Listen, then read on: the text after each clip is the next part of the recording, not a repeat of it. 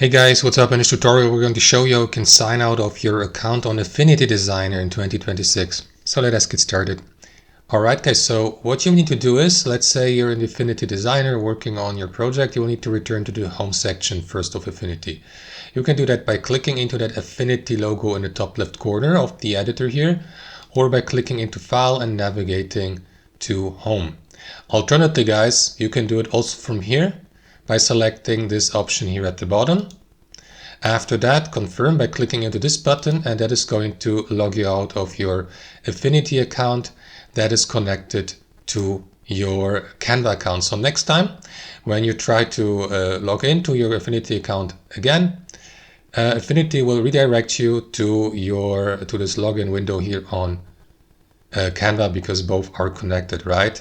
Your Google account and your Canva account, and that's how it works. Thanks for watching and have a fantastic day.